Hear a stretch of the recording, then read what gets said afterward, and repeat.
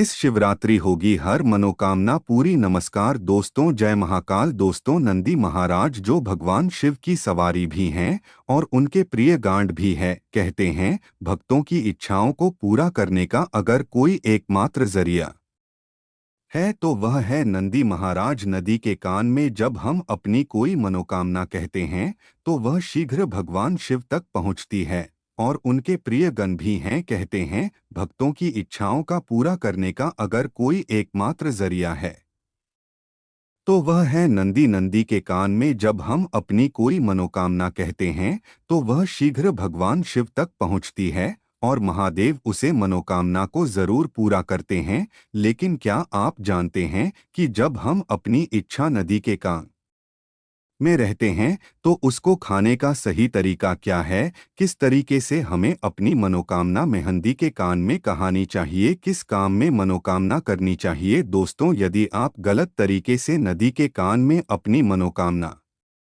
कहते हैं तो वह आपकी मनोकामना अधूरी रह जाती है। तो चलिए जानते हैं आज के इस वीडियो में कि नदी के कान में मनोकामना खाने का सही तरीका क्या है। साथ ही जानेंगे क्या शिवलिंग के साथ में घर में मंदिर की भी होने चाहिए या नहीं, क्योंकि ज्यादातर शिव भक्त अपने घरों में शिवलिंग की स्थापना करते हैं। तो कोई बार यह प्रश्न पूछा जाता है कि हम नंदी जी को भी स्थापित करना चाहिए। दोस्तों, सबसे पहले हम बात करते हैं आप जब शिव मंदिर जाते हैं तो नदी के कार्ड में किस तरीके से मनोकामना कहना चाहिए, किस तरीके से आपको नंदी की पूजा करनी चाहिए। सबसे पहले आपको भगवान शिव और मां पार्वती की पूजा अर्चना करनी है। भगवान शिव पर जल अर्पित करना है, माता पार्वती पर जल अर्पित करना है। लेकिन ध्यान रखिए दोस्तों के शिवलिंग पर भी जल अर्पित करने का कुछ तरीका होता है, कुछ नियम होते हैं। सबसे पहले जानते हैं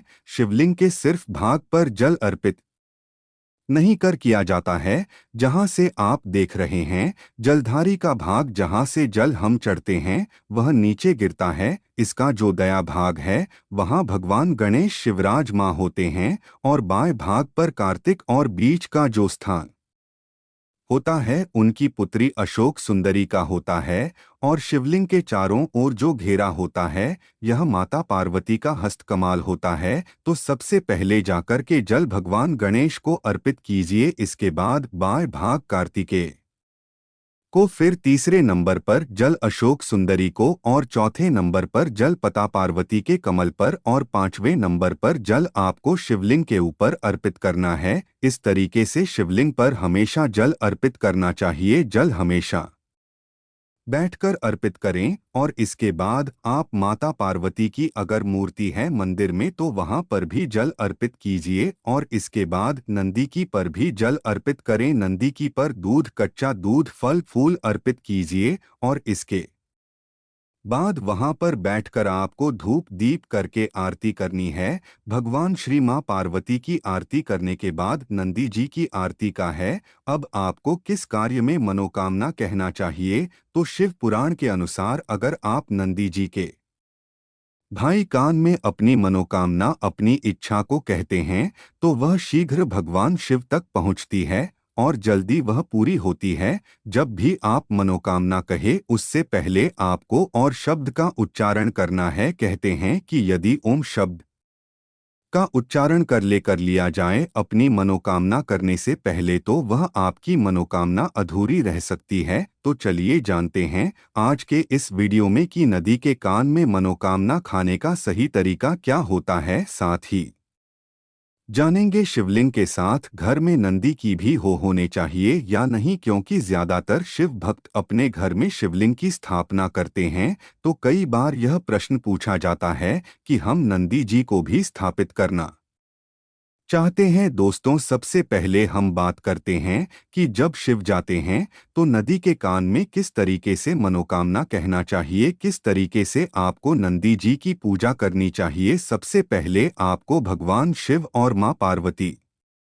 की पूजा अर्चना करना है। भगवान शिव पर जल अर्पित करना है, माता पार्वती पर जल अर्पित करना है। लेकिन ध्यान रखें दोस्तों की शिवलिंग पर भी जल अर्पित करने का कुछ तरीका होता है, कुछ नियम होते हैं। सबसे पहले जाते कि शिवलिंग के शीर्ष भाग पर जल अर्पित नहीं किया जाता है का जहाँ से आप देख रहे हैं जलधारी का भाग जहाँ से जल हम चढ़ते हैं तो वह नीचे गिरता है। इसका जो दया भाग है वहाँ भगवान गणेश विराजमान होते हैं और बाएं भाग पर कार्तिकेय और बीच का जो स्थान होता है उनकी पुत्री अशोक सुंदरी का होता है और शिवलिंग के चारों ओर और जो गिरा होता है घेरा हुआ भाग होता है माता पार्वती का हस्तकमल होता है। तो सबसे पहले जाकर के जल भगवान गणेश जी को अर्पित कीजिए। इसके बाद बाएं भाग पर कार्तिक को, फिर तीसरे नंबर का जल अशोक सुंदरी को और चौथे नंबर पर जल माता पार्वती के हस्तकमल पर और पांचवें नंबर पर जल आपको शिवलिंग के ऊपर अर्पित करना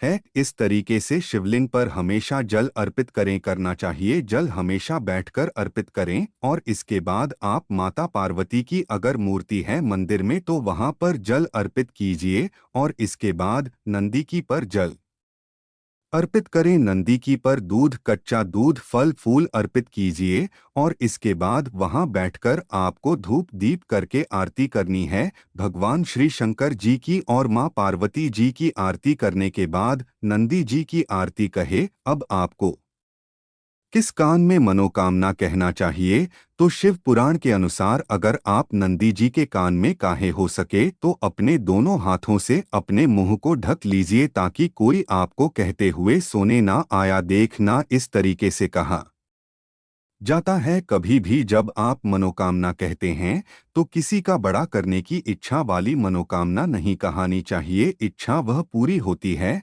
जब आपको सही तरीके से किसी का भला करने के लिए कोई मनोकामना कहते हैं। कोई इच्छा कहते हैं गलत इच्छा बोलकर भी ना मांगे। आपको जो भी इच्छा मंगानी है, जो भी मनोकामना कहानी है, सिर्फ एक बार में एक बार मनोकामना कहे। ऐसा नहीं कि अपने एक बार में कई सारी अपनी मनोकामना कह दी तो वह चीज नहीं होनी चाहिए। मनोकामना करने के बाद नंदी जी का आभार व्यक्त करें, धन्यवाद करें, उनसे कहे किया मेरी मनोकामना है, शीघ्र ही मेरी मनोकामना को नंदी महाराज पूरा कीजिए और इसके बाद वहां पर फल फूल मिठाई के रूप में दक्षिण स्वरूप जरूर कुछ ना कुछ रख। मनोकामना करने के बाद कभी भी खाली हाथ पीछे नहीं हटना चाहिए। अब बात आती है कि घर में अगर आप शिवलिंग रखे हैं तो क्या शिवलिंग के साथ आपको नंदी की भी रखना चाहिए या नहीं।